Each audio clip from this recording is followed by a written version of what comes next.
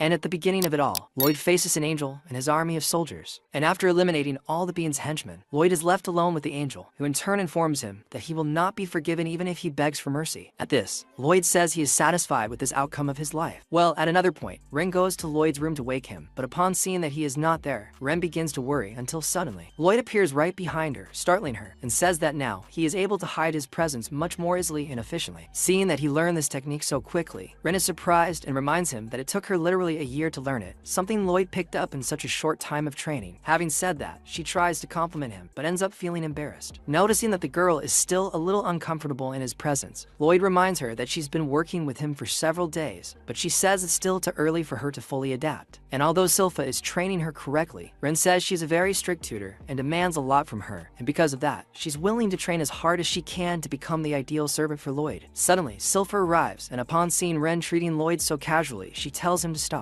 Later, Lloyd goes out into the yard to play in Galilea's webs. Meanwhile, Dao asks Galilea if he's getting used to the life of a ruler yet, and he replies yes, but with a look of uncertainty. Dao then says he never imagined seeing him as the ruler of Lordost, and Galilea says the same. After all, she believed Lloyd would take over from the beginning. Upon hearing this, Lloyd reminds him that his father gave him the authority to appoint whomever he wanted, so he leaves the rest of the tasks to Galilea, unafraid of her choice. Furthermore, the boy informs them that the place will become a great source of research if it becomes a refuge for people like Galilea and her friends. During the conversation, Babylon suddenly appears and says that reforming the kingdom will take considerable time. After all, the demons have caused a terrible mess there. As for Galilea, he promises that as the new ruler of the kingdom, he will not allow anything like that to happen again. Upon hearing this, Grimm takes the lead and suggests they use holy magic. After all, this is the best magic to use against the demon race. Grimm says he knows this because he is also a demon, and therefore, he knows the weaknesses of his fellow demons better than anyone. And when they discover he's also a demon, everyone is shocked. Grimm, offended by his friend's startled reaction, asks them to be respectful. With that said, Grimm returns to discussing sacred magic, explaining that it's a type of magic only those devoted to the church have access to, and they use this divine power for the sole purpose of dispelling evil. And while it may sound like nonsense, Grimm claims that sacred magic can keep demons away. Upon hearing all this, Lloyd looks at him with a wry smile and confesses that he messed up at church, and because of that, he was expelled from the institution and can no longer use the divine powers it provided. But considering that this incident was 2 years ago, Lloyd assumes they've already forgotten about it and decides to try entering the church again. Upon arriving, Ren says she doesn't really like the atmosphere the place exudes, so Lloyd suggests she not enter the church with them. Since you don't feel comfortable with the environment, however, she brushes it off anyway, saying she wants to spend time with Lloyd. Once inside the church, Lloyd immediately approaches the priest. The priest converses with him normally, but after a few seconds, he remembers Lloyd and begins to insult him in every way, saying he'll never forget what he did in the church 2 years ago. Therefore, the priest tells him to leave as soon as possible. At this point, Escher steps in to help Lloyd and tries to convince the priest to quickly forget what happened in the past. However, he maintains his opinion and criticizes Escher for always being too lenient with people. As for her, Escher reminds him that he himself always says that people should be forgiven even if they continue to make mistakes. After all, God always forgives them. Furthermore, Escher says that no one else is angry about what happened. But upon hearing this, the priest says he is angry, but upon seeing Shiro's cuteness, he begins to calm down. He makes it clear that he hasn't yet fully accepted Lloyd's return to the church, as he will still need to earn his trust as he works there. A few minutes later, Lloyd begins cleaning the church, feeling a certain boredom, and in doing so, ends up knocking over and breaking one of the church's vases. Seeing this, Escher tries to reassure him, saying he broke the vase by accident. But as soon as she realizes that the broken vase is the priest's favorite, Escher begins to worry a little more. However, she decides to cover for Lloyd, saying she apologized in his place. However, Lloyd interrupts her and says that since he was the one who destroyed the vase, it's he who should apologize. Suddenly, Ren arrives and notices Lloyd looking a little different. However, Escher says the boy is still the same good-natured Lloyd he always was. Hearing this, Ren becomes interested in learning more about the boy's younger self. To this, Escher says that, in fact, he never changed. After all, Lloyd was already a magic fanatic when he was a child, and Lloyd also used to accidentally break church vases, another habit he's maintained ever since. And as she says this, she remembers a time when Lloyd destroyed a church vase, and at the time, he asked to be punished with sacred magic, wanting to experience divine power firsthand. But as soon as she hears him asking for something like this, Escher reminds him that sacred magic should only be used on truly evil people. Instead of punishing him, she suggests they sing together. However, Lloyd leaves the church, disappointed by what he hears, and then returns with a giant monster and sets it to destroy the entire church. At this, people begin to run in fear, until suddenly Escher notices Lloyd behind one of the pillars. Still unaware that he was responsible for all this, this, she throws herself toward him to save him. And seeing that the boy was okay, Escher feels more relieved. But a few days after this incident, Escher says that Lloyd confessed to the church what he did, and because of that, he ended up being expelled from the institution. In addition, he began to be seen by the church as a demon, but Escher is one of the people who is against this position, because for her, Lloyd continues to be a good boy. And remembering that there will be a recital at the church later that day, Escher decides to call Lloyd to join them. And meanwhile, Lloyd walks through the streets, until suddenly, he sees Saria being intimidated by two men who are arguing because they bumped into each other.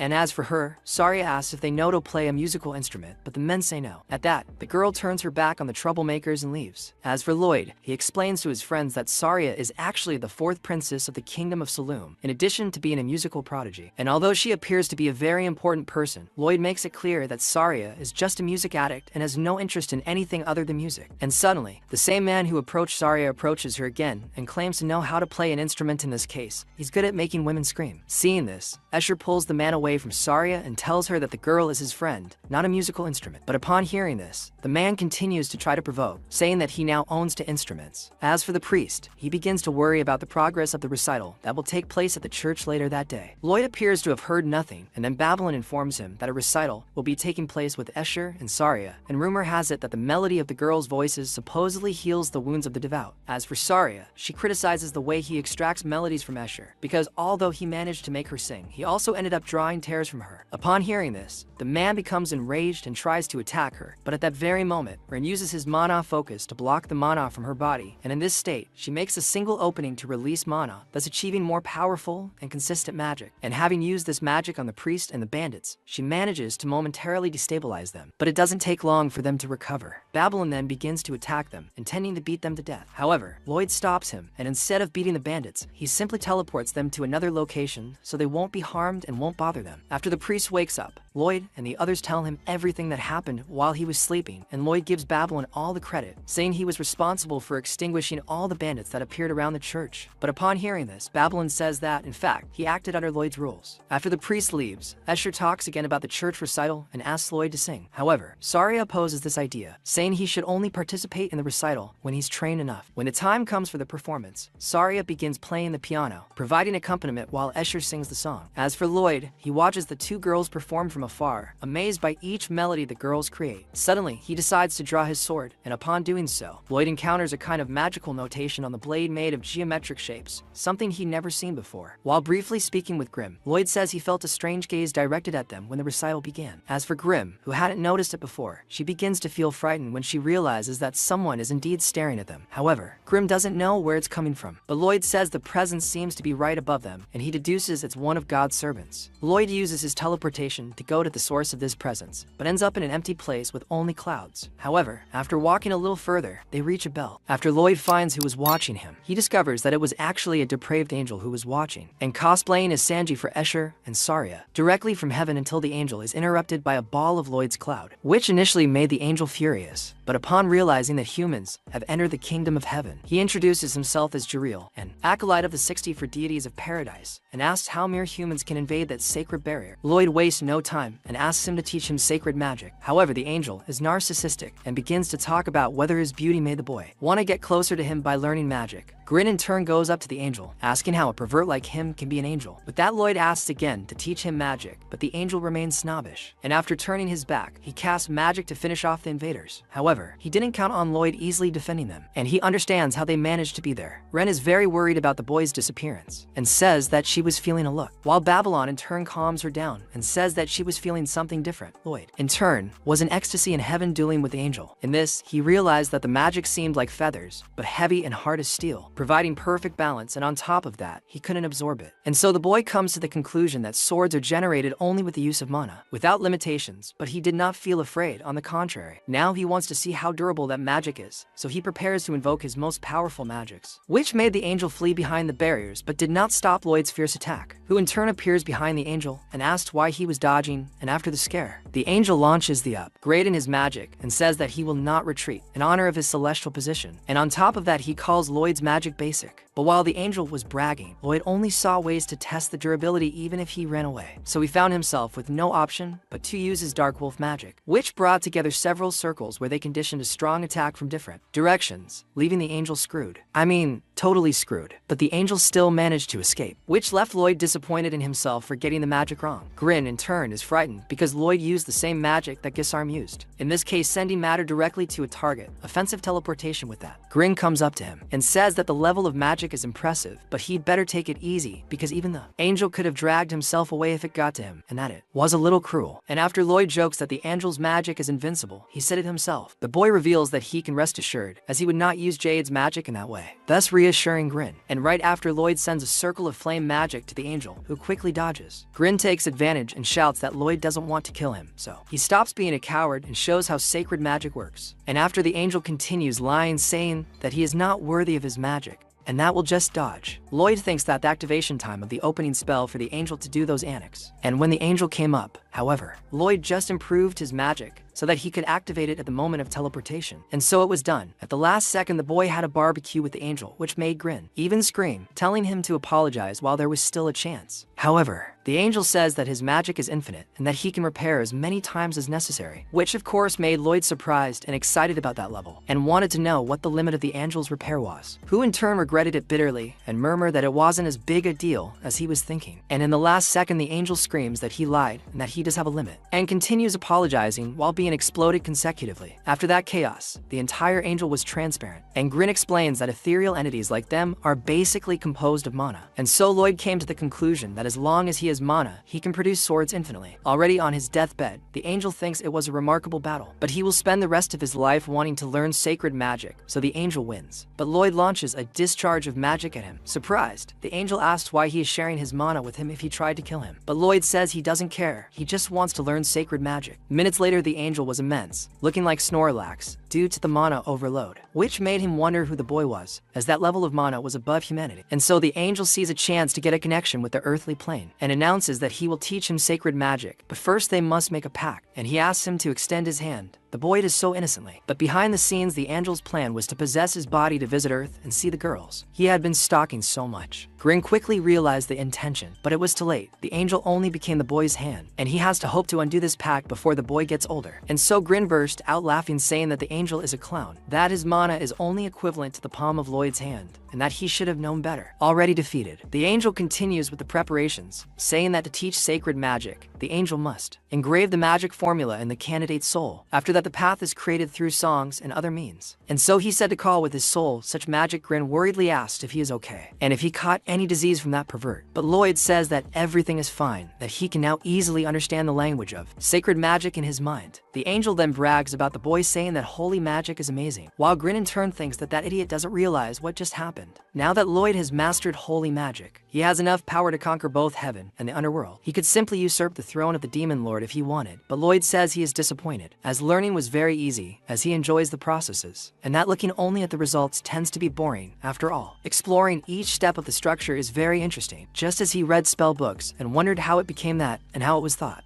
as if solving a puzzle, and that there is moments when he is learning, which is as if he were looking at the face of the predecessors who created all that is. He doesn't care about making an effort, and so he will try to use Luxa, which is the angel's magic, where he tells him to try and see what form the magic will take, since it suits whoever is conjuring it. Meanwhile, in the angel's mind, he wondered what made that boy go to paradise in search of magic, but he can feel sincere feelings while he is connected to him, just the typical pure and genuine feeling that is expected of an angel, and that the boy reminds him of a certain someone, a boy who earned his respect a long time ago. And the angel thinks that perhaps in his service to the gods he has forgotten about this, and that he should look more deeply into things. But his thoughts are interrupted by the monstrous magic that covers the entire place where they were. Grin then screams for him to stop, but Lloyd says that it is not finished yet, leaving the angel and Grin completely scared. The angel then says that he appears with the 8 shining wings of an archangel, but Grin, angry, says that it is anything but angelic and that he is going crazy. But the angel, besides ignoring Grin, also asks for permission to accompany Lloyd, which made Grin shout at him to stop that magic, magic, which was more like a god of destruction. Meanwhile on Earth, Babylon observed everything and thought he smelled a smell that didn't match the church, which the flowers did a good job of camouflaging, but rats have sharp noses, and that normally he wouldn't investigate, but that could lead to a set of the sacred magic that Lloyd wants so much. But he is interrupted by a man who asks if he was lost, and proposes to help the boy return to his rightful place again. But Babylon says that the roses there are catching his attention. However, the man continues saying that it is a waste not to see that phenomenal presentation, and when asked who he was, the man says he is a priest, and that it is his duty to guide parishioners who have strayed from their path, which makes Babylon say that he only guides the lost. But the priest ignores him and says that despite this, even after many years of an arduous mission, he still tends to get lost sometimes. But the serious mood returns when Babylon asks if his carelessness was what made him not wear a crucifix at that moment too. And he also adds that he was informed that clerics have to use it at all times. And he even shows his saying that they even gave it to him who is a novice at this point. The priest simply pulls out his golden crucifix and says that it was an oversight on his part and that he should use the priest mistake as an example to learn from, and that if he entered the clergy, he should not break those taboos, and therefore the place where he is sacred and should not be trampled lightly either. Babylon in turn just apologizes and then finds Ren and Shiro, in which Ren says that the recital will end soon, but Shiro observes the atmosphere that was between Babylon and the priest and goes into attack mode. Babylon then says that the priest seems to be very devout. After all, he must polish that crucifix every day, that or he doesn't even use it, and that the crucifix looks very immaculate for a long-time member of the church. The priest just agrees and says that his furry friend has a very beautiful coat, while Shiro was scared trying to hide. And he continues saying that he is a very intelligent dog and seems to be well cared for, but when the priest waves his fingers to prepare an attack, Lloyd appears behind him with his teleportation magic, surprising everyone. Lloyd in turn just asks what everyone is doing out there since the recital is going on. And as Lloyd approached, Ren asked where he had been, but when he passed the priest, a psychological and imperceptible clash occurred as the priest turned towards Lloyd. However, the boy just continued playing with Shiro and reassuring him, asking what happened, and then disturbing his friends as he took them to the recital. The angel in turn sees the priest's face and realizes that it was the man who in the past he had earned his respect. And back at the church, the nun asked what he thought of the recital, and with the greatest nerve he says that it was incredible from beginning to end, leaving his friends in disbelief. And upon hearing the voice, the angel was struggling with emotion inside Lloyd's cloak. Then Babylon asks if the inner garden is considered a sacred place, and the nun says yes. After all, they use it to give rest to the faithful's pets. What scared Babylon? Because that's where the smell of rot came from, and so he thinks it's hard to leave the life of a murderer behind, and that he keeps coming to the worst conclusions. Lloyd then asks him if he is okay, but Babylon thinks he has a lot of doubts in his head at that moment. While Lloyd goes to the priest and says he will stop going to church from that day on, Babylon thinks that he seems to have found what he needed apparently, and thinks that it is none of his business what happens there, and so decides to stop thinking until Escher comes to him and thanks him immensely for having saved her that afternoon, which leaves the boy thoughtful again. Meanwhile, the priest was stepping on his crucifix to make it dirtier. After all, he lost his original crucifix and recently received this new one. Then a gap opens and demons talk to him mentally, where he says that it is not necessary to pursue them, but that he will increase security there so that they do not interfere with his plans, especially now that the day is near. And when meeting with friends of Lloyd, the angel starts to complain, showing that he didn't like at all having to make a pact with these beings who to him are more like barbarians. Upon hearing this, Lloyd reminds him that his research into sacred magic will be much more efficient if they have more people on the team, so he asks the angel to help his friends to be able to use magic without having to do a ritual with him. In this, the angel makes it clear that Lloyd is an exception, therefore he does not really intend to sign a pact with no other being. As for Lloyd, he interrupts, reminding him that he attracts too much attention in his default form. So Lloyd asks the angel to assume a less conspicuous form. Upon hearing this, the angel quickly assumes the body of a cute, slightly smaller creature, believing this will be enough to shake Lloyd's heart. However, the boy disappoints him. After all, he wasn't even paying attention to what the angel was doing. Later, Lloyd encounters the citizens of Lordost again, who, upon seeing him, begin to stir up trouble due to their past disagreement. Upon seeing this, Talia apologizes to Lloyd, saying that the people of Lordost are indeed quite unruly. As for one of the troublemakers, he doesn't understand why Talia is bowing down to a simple boy like that. Seeing that no one will do anything to him, the two men try to deal with him, but are surprised by a bright glow from Lloyd. As soon as they are affected by the glow, the men change from water to wine, becoming more attentive and kind. Seeing this, Talia is astonished and realizes that Lloyd's magic has even managed to change the personality of the people of Lordost, something she thought practically impossible. As for the two men, they even begin to apologize for what happened, and furthermore, they promise to apologize to their sister as well. Hearing this, the angel is left confused, and Grimm informs him that those two went after Escher and Saria, having discovered what the two men actually did. The angel becomes irritated and decides to punish them both. Meanwhile, Babylon remains at the church, cooking for the sisters and gradually gaining everyone's trust so he can clean up the bad image. Lloyd left by running away from the church and his duties. Returning to the boy, Lloyd is approached by three servants, practically begging for his attention. Seeing this, the angel begins to envy the boy's popularity and says he practically lives in paradise. As for Grimm, he becomes irritated when he sees the angel so restless and tells him to behave if he wants to continue living there with them. Suddenly, another Lloyd calls out to the servants asking them to bring him some tea. Upon seeing the creature, the angel asks what exactly that Lloyd clone is. Grimm explains that Lloyd made a wooden doll of himself, as he uses this clone to perform basic tasks for him. And well, at another point, the real Lloyd returns to his room and says they'll need to start a ghoul hunt. After all, the undead are the perfect target if they want to test sacred magic. Upon hearing this, Grimm reminds him that this type of monster isn't so easy to find, but Lloyd says he already gathered enough information about ghouls when he was in Lordost. And during the conversation, Silpha enters his room after Lloyd summons her and asks what he needs. To this, Lloyd goes straight to the point and asks her to go on a ghoul hunt with him.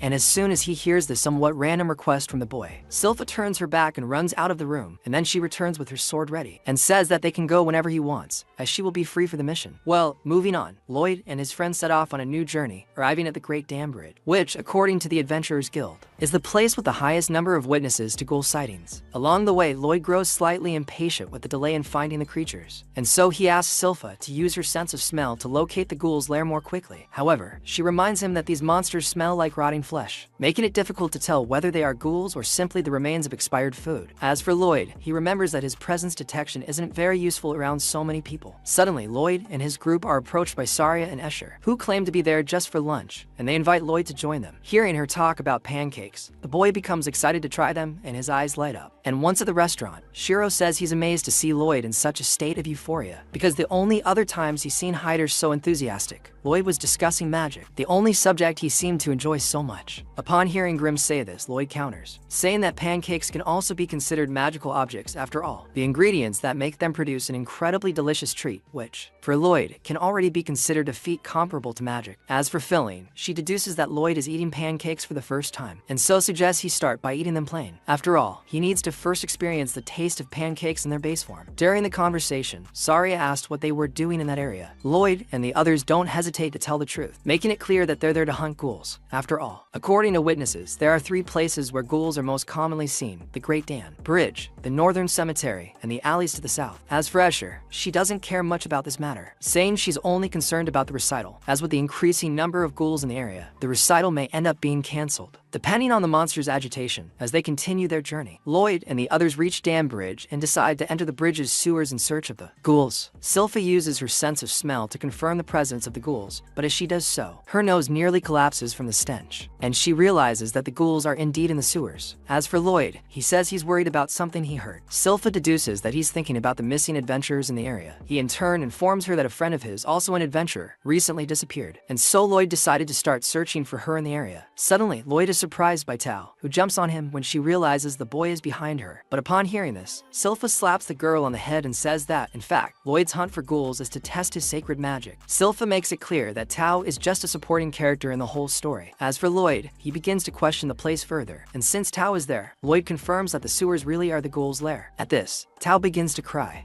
saying that she ended up getting lost in that dirty and smelly place. She loves when Chef felt Lloyd's presence around the area. Tao used that as her bearings until she finally managed to find him. Well, as soon as they leave the sewer, Tao decides to go straight to her quarters, needing to retrieve her lantern. But upon hearing this, Lloyd cast a purification spell called Sunlight, forming a luminous halo over her head, which in turn illuminates the entire place. Furthermore, the light generated by the halo also cleanses any dirt nearby. Seeing this, Tao realizes that with this clean air, she can finally fill her lungs and channel her chi more efficiently. As for Shiro, he decides to start searching for the ghouls alone. However, Lloyd notices that the stench in the surroundings will overwhelm Shiro's sense of smell, which will take him longer than usual to find the ghouls. So, Lloyd decides to use his presence detection to help scan the area, but during the process process, he is surprised by Tao, who notices him doing chi breathing. She asks him where he learned this technique. He in turn says he learned it from Silpha, which further angers her. With that, Silpha subdues Tao with a few more slaps, and Lloyd changes the subject, asking about the Demon Slayer's sword. However, Silpha says she left it at home because she wants to keep it as clean as possible. As for Tao, she once again displays her childishness, inviting Silpha to a game to determine which of the two is the strongest. But upon hearing this, Silpha reminds her that the purpose of Mission 3 is to test sacred magic, so they have no time to waste on these silly games. Upon hearing this, Tao insists, saying that the winner of the game will be able to have a one-on-one meeting with Lloyd, since they're helping him with his experiment. Tao believes he should at least reward them with some kind of reward. Having said all this, Tao informs them that their game will have only one rule to win. They must kill the most ghouls. During the fight, Tao pulls ahead, killing several enemies. However, Silpha steps in and steals the ghouls Tao was killing. Silpha then adopts the same strategy, following the girl wherever she goes. Tao becomes even more irritated and tells her to stop copying his movements. But upon hearing this, Silpha tries to make an excuse, saying she's just testing the sharpness of her weapon. During the fight, Tao notices that Silpha is actually quite good at her moves, even though she's not using her chi or magic. As for Silpha, she also praises Tao's performance in her thoughts, but keeps this information to herself. Meanwhile, Ren stands off to the side, impressed by their strength. When he tries to attack one of the ghouls with his poison sword, Ren ends up destroying it. Lloyd throws a new sword at her, which, in addition to poison, also possesses a wealth of holy magic. Using the new blade against the ghouls, Ren finally manages to kill them, and by the end of the fight, the three girls are tied, leaving only one enemy remaining. They begin running toward him to kill him and secure their meeting with Lloyd. Meanwhile, a man captures the church priest and appears willing to take possession of his body so he can roam freely around the church. But at that very moment, Saria finds the man attacking the priest and is shocked by what she sees. When trying to attack the creature, Tao ends up sitting down involuntarily, as if controlled by the creature, and then Silpha appears right behind her and cuts the wires the monster used to make her sit. As for Ren, she finally understands what's happening to them, but says it's impossible for a monster like that to have that much power. And as soon as the creature attacks the same wire toward Lloyd, he picks up the wire and analyzes it, and in the end, discovers that those wires give rise to the monster's spinal cord. Upon discovering this, Ren is certain she's dealing with a familiar monster. She recalls what she'd heard long ago about the neuron flagellate, a flagellate born in a small province. Apparently, its body is capable of producing an infinite number of spinal cords made of mana. When these cords come into contact with another person's limbs, they interfere with their motor nerves and override the brain's commands. Furthermore, the spinal cords wrapped in its skin have mana formulas for evasion and counterattack engraved on them, meaning this flagellate can move faster than the speed of thought. And because it's so powerful, this flagellate was even used as a biological weapon in a civil war, something that leaves Ren terribly upset. As for Jade, he explains that, like them, the neuron flagellate couldn't control its power. But in his case, the neuron flagellate has an absurd imbalance in its power, capable of destroying anyone it comes into contact with, friend or foe. And even after being shot in the heart, there are reports that this flagellate still continued to kill out of automatic reflex, having become an untouchable undead. To stop it, they had to destroy a piece of cliff and throw it into the sea. While the neuron flagellate's body sank beneath the raging waves, it continued to struggle the entire time. Well, back to the present. Tao notices that there is indeed a thread stuck to it. However, Rin says that this still doesn't make any sense, because according to rumors, the neuron flagellate died after sinking into the sea. However, Silpha says that if Ren's story is true, even after death, the neuron flagellate's body continued to move, which means there's a possibility they're still alive. But Ren says these are just mechanical movements, nothing as intelligent and coordinated as the creature in front of them. She continues by saying it's impossible for it to be the neuron flagellate, even though all signs point to it. As for Lloyd, he deduces that the creature could indeed be the neuron flagellate, but in its ghoul form. Suddenly, Tao notices the monster coming at them again and prepares to attack. However, the monster produces even more threads to attack them. Meanwhile, Saria continues to monitor the attack on the priest, until suddenly, the servant tells his master that he prefers to possess Saria's body rather than the priest. Upon hearing this, the master authorizes his servant to act as he pleases, asking him only to make good use of the girl's body. But before the servant can completely dominate her, he is interrupted by Babylon, who arrives to resolve the situation. Returning to Lloyd and the others, they continue their confrontation against the monster, where Silpha says she has already understood how the enemy's attacks work.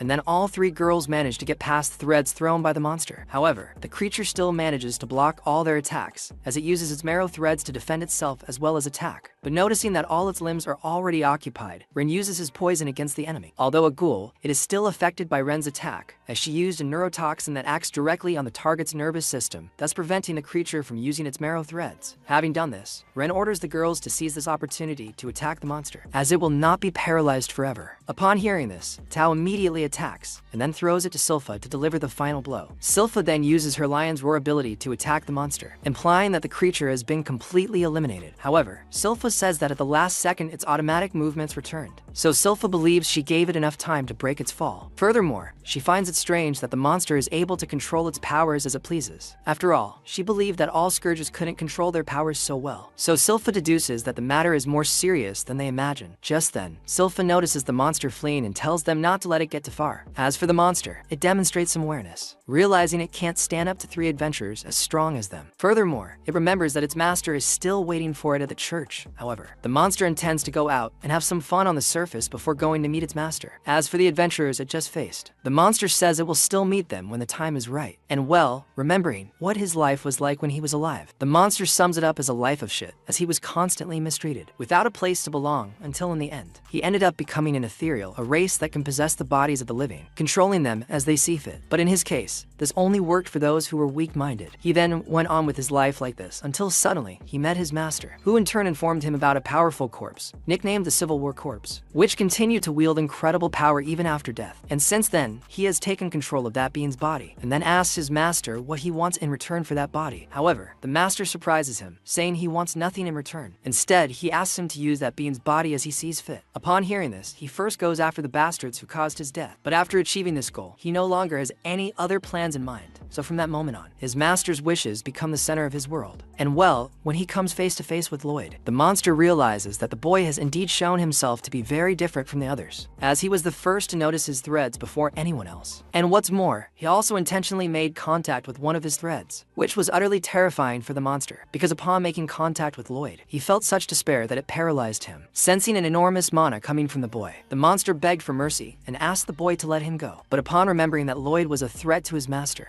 the monster draws strength from beyond and goes on the attack. Even though it only has an arm available to fight in this, Lloyd projects a barrier around his body, avoiding suffering that attack. Afterward, Lloyd hits the monster and notices that it has stopped reacting automatically. The monster asks what the boy intends to do with it. Lloyd replies that he will take them to study how the magical formulas are interacting in its body. After all, a ghoul who can use abilities from when it was still alive is a rare occurrence. And as he says this, Lloyd notices that the monster spoke to him and is then astonished by it. As for Grimm, she suggests that the ghoul must be an ethereal, which in turn possessed the body of another being. Upon hearing this, Lloyd becomes even more interested in meeting the monster, and so he asks the creature to accompany them. Upon hearing this, he begins to cry blood, and then wonders if those tears are his or those of the Civil War, which in this case is his host. As for Grimm, she praises the monster, saying he has great courage to face Lloyd without running away. Hearing this, the monster remembers the hardships he had to face in the world he grew up in, and realizes that facing Lloyd is far more challenging than anything he faced when he was alive. And for the first time, he sees a kind hand reaching out to him. The monster thanks Lloyd for this consideration, and then apologizes for everything he's done to him. With that, he remembers a time with his master when he was introduced to a stone that, supposedly, contained a divine spell called Luma Maxima, and once broken, the rotten flesh the monster controls, as well as his ethereal body, will be eradicated in an instant. Well, returning to the present, the monster decides to use the stone, and after destroying it, he simply disappears from everyone's sight. Jareel then deduces that he used sacred magic, something unusual coming from a ghoul, especially Luma Maxima, an advanced spell only a few can cast. Suddenly, they hear a voice coming from the dust pile, and the being asks them to protect its master. Hearing this, Lloyd becomes even more curious to discover everything behind the being. Meanwhile, Babylon asks Escher to take the priest to the Adventurers Guild. Hearing this, she becomes worried about him. However, Babylon says she will be fine and asks only that she go. Furthermore, he tells her not to ask for reinforcements. After all, the being in front of her cannot be defeated by anyone. Alone with the being, Babylon asks if he's some kind of monster. However, the master shows no interest in explaining what he is. After all, he's already determined to kill Babylon, so getting to know him better won't matter. During the fight, Babylon recalls the conversation he had with Lloyd before he left. At the time, they both found one of the priests strange, who, in this case, is the enemy he's now facing, although danger is imminent. Lloyd says he's not terribly afraid of the situation, deducing that this is because he can't fathom the power of his enemy. And during the fight, Babylon realizes that there is only one way to stop his enemy, in this case. He must use purifying class magic in this. He attacks the enemy with a sequence of several flashes, the one arriving completely. But in the end, he is hit by a full blow, and then is thrown to the ground in a pool of blood.